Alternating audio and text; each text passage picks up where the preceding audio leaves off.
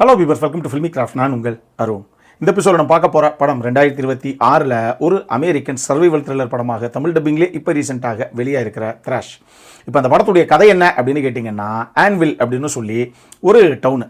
அங்கே கிட்டத்தட்ட 100 வருஷத்தில் நீங்கள் பார்க்காத மிகப்பெரிய ஒரு புயல், ஒரு சூறாவளி ஒன்று இந்த டவுனை தாக்க போகுது அப்படின்னு சொல்லி ரேடியோவெலாம் சொல்லிக்கிட்டே இருக்காங்க.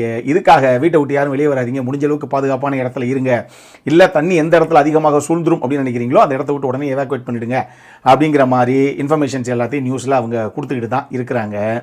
இதில் கிட்டத்தட்ட 3 நபர்கள், அது 3 நபர்கள் அப்படிங்கிறத விட 2 பேர் தனித்தனி ஆளுங்க, இன்னொரு 3 பேர் 5 பேர் கொண்ட ஒரு குடும்பம். முதல்ல டக்கோட்டா அப்படின்னு சொல்லி ஒரு பொண்ணு. அந்த பொண்ணு அம்மா இப்போ ரீசெண்டாக இறந்து போயிட்டாங்க. அதனால் ஒரு மிகப்பெரிய வருத்தத்தில் இருக்குது. அதே நேரத்தில் அதனாலேயே ஒரு ஃபோபியா மாதிரி வீட்டை விட்டு வெளியே வரமாட்டோம் அப்படிங்கிற அளவுக்கு ஒரு விஷயத்தில் இருக்குது அந்த பொண்ணு. இன்னொன்று லிசா அப்படின்னு சொல்லி இன்னொரு கதாபாத்திரம். அந்த அம்மா ப்ரெக்னெண்ட்டாக இருக்கிறாங்க, எப்போ வேணாலும் டெலிவரி ஆகலாம் அப்படிங்கிற நிலைமை அவங்களுக்கு. ஆனால் ஒரு இடத்துல இருந்து இன்னொரு இடத்துக்கு போகணுங்கிறதுக்காக காரில் கிளம்பிக்கிட்டு இருக்காங்க, வந்துக்கிட்டு இருக்காங்க அவங்க. இது போக அப்பா அம்மா 3 பிள்ளைங்க அப்படிங்கிற மாதிரி இந்த 3 பிள்ளைங்களை இது ஃபாஸ்டர் ஹோம் தான். இந்த குடும்பம் ஒரு இடத்துல இருக்குது. இப்போ இவங்க சொல்கிற மாதிரி எல்லாரும் அவங்கவுங்க ஒரு பக்கம் சேஃபாக இருக்கணும் அப்படின்னு ட்ரை பண்ணால், திடீர்னு கடல் பயங்கர சீற்றத்தோட ராட்சச அலைகளோட சுனாமி எப்படி வந்துச்சு அந்த மாதிரி மிகப்பெரிய அளவுக்கு உயரமான அலைகள் எல்லாம் மொத்தமாக ஊர் ஃபுல்லாக தண்ணி பூந்துருது.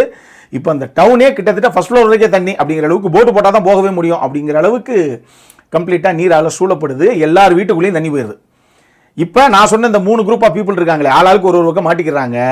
இதில் முக்கியமான விஷயம் என்ன அப்படின்னா, ஒரு ஒயிட் ஷார்க் உடைய ஒரு பெரிய கூட்டம். அந்த கூட்டமும் கடல் தண்ணி ஊருக்குள்ளே அடிச்சுட்டு வந்துச்சு இல்லையா, அந்த தண்ணியோட தண்ணியாக ஊருக்குள்ளே அதுங்களும் வந்துருச்சு. இப்போ எவன்லாம் சிக்கிறானோ சும்மா கடிச்சு குதறி அள்ளி வீசுதுங்க அதுங்க.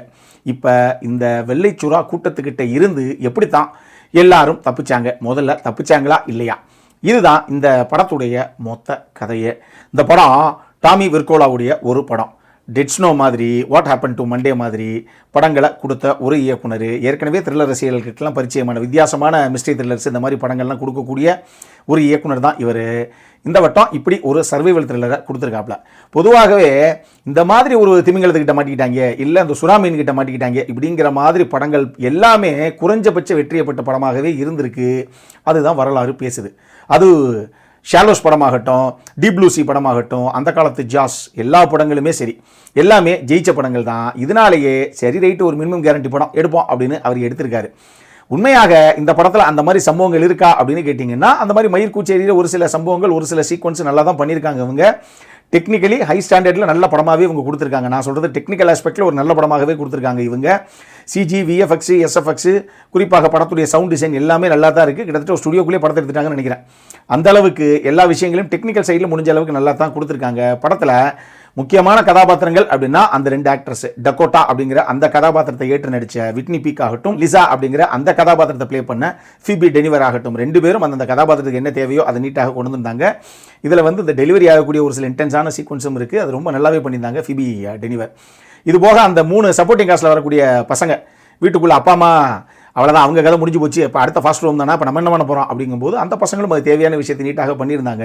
டெக்னிக்கல் நல்லா தாங்க பண்ணியிருந்தாங்க. இவங்க பண்ண பிரச்சனையே எங்கே அப்படின்னா, பொதுவாகவே ஹாலிவுட் படத்தை பொறுத்தளவுக்கு முதல்ல ஒரு 35-40 நிமிஷம் பேச தான் செய்வாங்க. கடைசி 1 மணி நேரம் தான் அந்த சம்பவமே இருக்கும். இந்த படத்தை பொறுத்தளவுக்கு முதல்ல 25 நிமிஷம் பேசிட்டு 25வது நிமிஷத்துலேருந்து இந்த கதை பரபரப்பாக ஆரம்பிக்குது. கிட்டத்தட்ட 30வது நிமிஷத்தெல்லாம் பீக்கில் உட்கார வச்சிடறாங்க அப்படின்னு வச்சுக்கோங்களேன். ஆனால் இது அப்படியே கடைசி வரைக்கும் ஹோல்ட் பண்ணி அடுத்த 1 மணி நேரத்துக்கு எடுத்துகிட்டு போயிருக்கணும். ஏன்னா படமே 1 மணி நேரம் 26 நிமிஷம் தான். இது இம்புட்டோண்டு படம். அப்போ எப்போ பின்னாடி இருக்கிறதே ஒரு 3/4 மணி நேரம் 50 நிமிஷம் தான். அதை ஃபுல்லாகவே நீங்கள் ஹோல்ட் பண்ணி பரபரப்புடைய உச்சிலே உட்காந்துருக்கணுமா இல்லையா? இவங்க நான் சொன்ன மாதிரி 2 பெண்களுக்கு இடையிலான கூடிய ஒரு சீக்வன்ஸ், அதில் நிறைய நான் சொன்ன மாதிரி இந்த டெலிவரி அப்படி இப்படி நிறைய காட்சிகள் அங்கங்கன்னு எல்லாம் ஒரு பக்கம் போகுது. இதில் இவங்க எந்த அளவுக்கு ஒரு ஹைப்பாக அப்படி பரபரப்புடைய உச்சியில் உட்கார வச்சாங்களோ அதை அப்படியே டைலூட் ஆகி போயிருச்சு. அதுக்கப்புறம் பின்னாடி திருப்பி ஆரம்பிக்கிறாங்கன்னு வச்சுக்கோங்க. இருந்தாலும் அதை ஒரே ஸ்ட்ரெச்சில் அழகாக இவங்க கொண்டு வந்திருக்கலாம். ஏன் இப்படி அங்கங்கே ஆன் அண்ட் ஆஃபாக ஒர்க் அவுட் பண்ணி வச்சுருக்காங்க அப்படிங்கிற மாதிரி தான் எனக்கு தோணுச்சு. இன்னொரு பக்கம் இந்த கதையை பொறுத்தளவுக்கு இது ஒன்றும் ப்ரிடிக்ட் பண்ண முடியாத ஒரு சம்பவம்லாம் கிடையாது. இந்த மாதிரி படங்கள்லாம் நம்ம பார்த்து பழகின விஷயம்தான். இங்கே ஆரம்பித்தா கடைசியில் எங்கே முடியும் அப்படிங்கிறது நமக்கு தெரியும். ஹீரோ ஹீரோயின் உதாரணத்துக்கு வழக்கமாக படங்களில் காமிக்கிற மாதிரி ஹீரோவோ ஹீரோயினோ ஒரு உயிர் பறிக்கிற சுறாமீன்கிட்ட இருந்து தப்பிக்கணும் அப்படின்னு ட்ரை பண்ணாங்கன்னு வச்சுக்கோங்களேன், கடைசி என்ன ஆகும் உங்களுக்கு? அந்த மாதிரி தான் இந்த படத்தை முடிச்சு வச்சுருக்காங்க. அது என்ன நான் சொல்ல வரும்போது நீங்கள் படத்தை பார்த்தே தெரிஞ்சுக்கோங்க. ஆனால் எனக்கு இந்த படத்துடைய கிளைமேக்ஸை பார்க்கும்போது ஒரு பர்டிகுலர் சீனில் நம்ம ஜுராசிக் பார்க் பார்ட் 1 இருக்குது பாருங்கள், என்னங்க பாது அங்கேருந்து அப்படி இங்கே எடுத்துகிட்டு வந்துட்டீங்க அப்படிங்கிற மாதிரியே தோணுச்சு. அதையும் நான் சொல்லலை, அது நீங்கள் என்ன சீக்வன்ஸு. ஏன்னா அந்த ஜுராசிக் பார்க்குடைய ஃபஸ்ட் பார்ட் கிளைமேக்ஸில் பெரிய சம்பவங்கள் நிறைய இருக்குது. இருந்தாலும் ஒரு விஷயம் எனக்கு அதை பார்க்கும்போது, இதை பார்க்கும்போது கண்டிப்பாக அதை அப்படியே எடுத்து வச்சிருக்காங்க, அதனுடைய ரிசம்பிளன்ஸ் அப்படியே இருக்குது அப்படிங்கிற மாதிரி எனக்கு பட்டுச்சு. என்னங்கிறது நீங்கள் பார்த்தே தெரிஞ்சுக்கோங்க. அடல் கானட்டை பொறுத்தளவுக்கு இந்த படத்தில் ப்ரொஃபானிட்டி இஷ்யூஸ் டெஃபினட்டாக இருக்குது. நான் தமிழ் டப்பிங்கில் பார்க்கல. இந்த படம் நெட்ஃப்ளிக்ஸில் தமிழ் டப்பிங்கில் அவைலபிளாக இருக்குது. நான் ஒரிஜினல் வெர்ஷன் இங்கிலீஷில் தான் பார்த்தேன்.